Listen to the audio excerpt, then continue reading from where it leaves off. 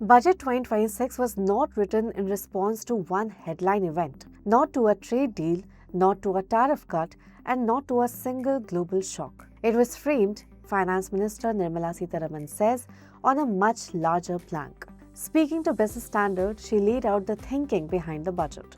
Here are the key takeaways. The India-US trade deal came just days after the budget. But Sitharaman says it would not have changed anything, even if it had come earlier. This budget, she explains, was never designed around one incident, however significant. Even the sharp cut in punitive tariffs from 50% to 18% would not have altered the numbers. Because she says uncertainty is still very much part of the global landscape. According to Sitharaman, Budget 2026 is doing three things at once. First, managing the next financial year. Second, planning the next 5 years as India enters a new finance commission cycle. And third, setting the direction for India's long-term goal of becoming Viksit Bharat by 2047. That balancing act explains why she avoided extremes. The aim, she says, is steady and durable growth.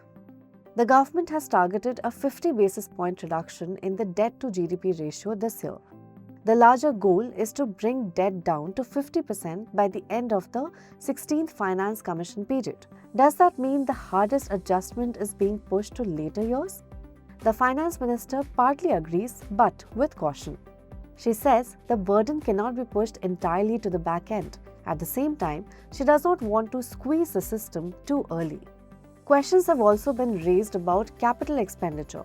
Traditionally, governments avoid cutting Capex to meet deficit targets. So is FY26 an exception? Sitharaman's answer is no. The issue, she says, is not intent but execution. Many departments have not submitted utilization certificates. Several states are also holding them back. And without these certificates, funds cannot be released. Yes, she acknowledges the government could have tightened fiscal consolidation further. And yes, the deficit target could have been lower. But she says flexibility mattered more than bravado. After income tax and GST relief, growth had to remain the priority. And with global risks still present, she wanted room to maneuver. Foreign investors had pulled money out earlier, even when India's macro fundamentals were strong. So what changed? Sitharaman points to sentiment. After the recent phone call between Prime Minister Modi and US President Donald Trump, she says the mood is shifting. Headwinds, she believes, may be turning into tailwinds. Big funds, she notes, watch the weathercock, and right now the air feels different. On customs duty rationalization, she says more changes are coming but not in a rush. Unlike income tax, customs duties affect logistics, testing, scanning, and compliance. So the process has to be careful, possibly through later amendments. On sovereign gold bonds, she rejected claims of retroactive taxation. The tax benefit, she said, was always linked to holding the bonds till maturity.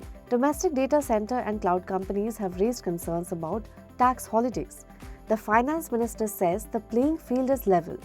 Indian investors are not being disadvantaged and no unfair benefit is being given to foreign players. If further clarification is needed, she says, it will be issued. Will the higher STT on futures and options be enough to curb excess trading? Sitharaman says taxation can only do so much. Nearly 90% of participants lose money, she notes. But endlessly raising taxes will not fix behavior. Regulators also have a role to play. On critical minerals, she says India does have deposits including lithium confirmed by states that now want help extracting them. The challenge is execution and time. This is not a one-year sprint, she says, but a marathon. And the funding commitment is already in place. For the full interview, read the detailed story on our website and follow Business Standard for more insights.